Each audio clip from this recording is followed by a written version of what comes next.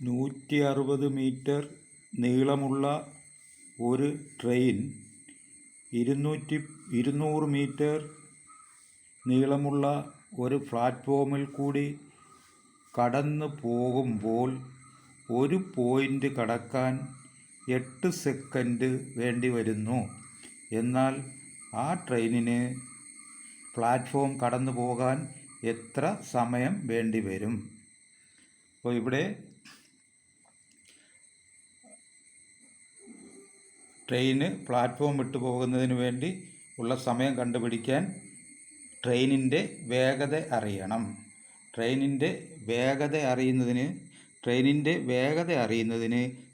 ട്രെയിനിൻ്റെ നീളത്തെ ഒരു പോയിൻ്റ് കടക്കാൻ എടുത്ത സമയം കൊണ്ട് ഭാഗിക്കണം. അപ്പോൾ വേഗത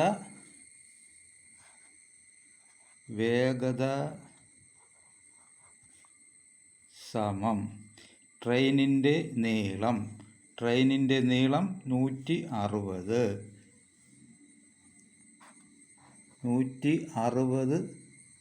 മീറ്റർ ഡിവൈഡഡ് ബൈ ഒരു പോയിൻ്റ് കടക്കാനെടുത്ത സമയം. ഒരു പോയിൻ്റ് കടക്കാൻ 8 സെക്കൻഡ് എടുത്ത് 8 സെക്കൻഡ് സമം 16നെ 8 കൊണ്ട് ഭാഗിക്കുമ്പോൾ 2, ഈ 0 ചേർക്കുമ്പോൾ 20 മീറ്റർ പെർ സെക്കൻഡ്. അപ്പോൾ ആ ട്രെയിന് പ്ലാറ്റ്ഫോമിൽ കൂടി ഓടിക്കൊണ്ടിരിക്കുന്ന അതിൻ്റെ വേഗത ഒരു സെക്കൻഡിൽ 20 മീറ്ററാണ്. ഇനി നമുക്ക് ആ ട്രെയിന് പ്ലാറ്റ്ഫോം കടന്നു പോകാൻ എടുക്കേണ്ട സമയം കണ്ടുപിടിക്കാം. അതിന് ട്രെയിനിൻ്റെ മൊത്തം നീളം മൊത്തം നീളം എന്നുദ്ദേശിക്കുന്ന ട്രെയിനിൻ്റെ നീളവും പ്ലാറ്റ്ഫോമിൻ്റെ നീളവും കൂടെ കൂട്ടുന്നതാണ് മൊത്തം നീളം. അപ്പം സമയം കണ്ടുപിടിക്കാൻ ട്രെയിനിൻ്റെ നീളം 160 അധികം പ്ലാറ്റ്ഫോമിൻ്റെ നീളം 200 ഡിവൈഡഡ് ബൈ ട്രെയിനിൻ്റെ വേഗത 20 metre per second square. 20 metre per second square അല്ല, സെക്കൻഡ്. അപ്പം 160 മീറ്റർ 200 മീറ്റർ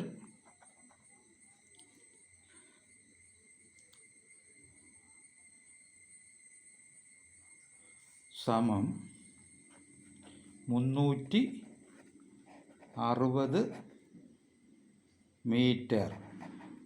160ഉം 200ഉം കൂടി കൂട്ടുമ്പോൾ 360 മീറ്റർ ആണ് മൊത്തം നീളം. ട്രെയിനിൻ്റെ വേഗത എന്ന് പറയുന്നത് 20 മീറ്റർ പെർ സെക്കൻഡ് സമം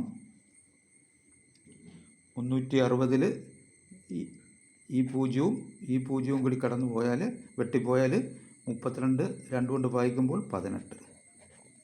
അങ്ങനെ 18